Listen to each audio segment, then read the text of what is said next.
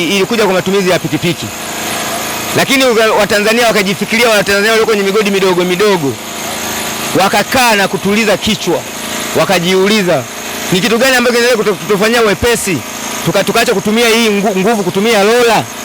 Kwa sababu lola, cha kwanza unatumia nguvu, sawa, unachoka. Lakini unapotumia hii pikipiki inafanya wepesi, cha kwanza unakuwa uchoki mpaka unakuja kumaliza shifti, sawa.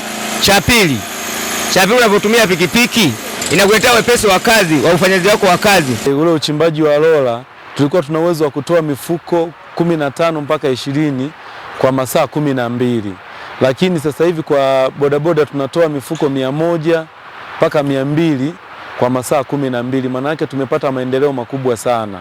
Kwa sasa ajali zimepungua kwa wastani mkubwa sana, yaani kama kwa asilimia basi kwenye asilimia 80. Maana yake awali zilikuwa ni ajali nyingi sana, sasa hivi zimepungua kulingana na hizi tunazotumia pikipiki zimeturahisishia sana. Baada ya kuanzisha teknolojia hiyo, teknolojia ya kutumia injini ya pikipiki ambayo sasa tukaitengeneza ikawa winch. Zamani kutengeneza winch ile kubwa ya umeme ilikuwa inatumia milioni 60, lakini leo baada ya kufanya ubunifu wa kutengeneza teknolojia hiyo ya kutumia injini ya pikipiki, sasa hivi tunatumia sekunde 3 mzigo unatoka. Kwa maana yake kwa siku moja tuna uwezo kuzalisha mifuko 200, lakini zamani tuko kwa kutwa nzima mifuko 20. Kwa hiyo teknolojia ya injini ya pikipiki kuitengeneza kuwa winch imetusaidia sana. Wote tutakuwa tuna mapoleta 200. Kwa hivyo basi, hivyo napo nimecreate ajira kwa vijana 200 kwenye mgodi wangu. Kwa hiyo sekta ya madini ndio sekta pekee inayotoa ajira kwa wingi kwa hapa nchini Tanzania. Na wachimbaji wote ni wastaarabu. Nadhani nimewatembelea. Wakina mama, mgodi wangu haubagui, wakina mama wanafanya kazi, vijana wanafanya kazi, wazee wote wanafanya kazi. Na lengo kubwa ni kupanua ajira. Katika shughuli za uchimbaji mdogo mdogo nimeweza kusomesha watoto wangu 3 na pia najenga, na imenisaidia kujikimu kimaisha. Yaani sitetereki, sikosi hela ya kula, sikosi hela ya kujikimu.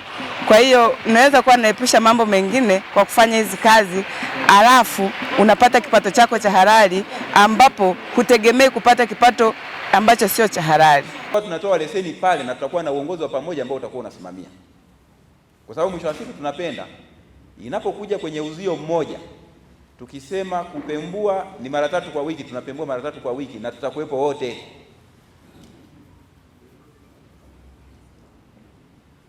Kwa hiyo sio kwamba kwa sababu hakuna leseni na tutatoa leseni ya mwalo, lakini lazima ndiwe ni eneo ambalo tumekubaliana na tumelizungushia uzio na tumeweka structure ambayo itatuwezesha sasa sisi kusimamia na kuwa na uhakika wa kile kinacholalishwa. Tuhakikishe tunazingatia taratibu zote za uendeshaji wa mialo kama ifuatavyo. 1.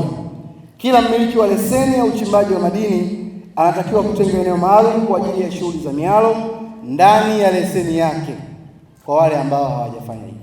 2. Wamiliki wote wa leseni mnatakiwa kutunza kumbukumbu za mawe yaliyozalishwa migodini na kurekodi mahali yanapoelekea. 3. Kuhakikisha mwalo wako umesajiliwa na umepatiwa leseni ya uchenjuaji kutoka ofisi ya madini.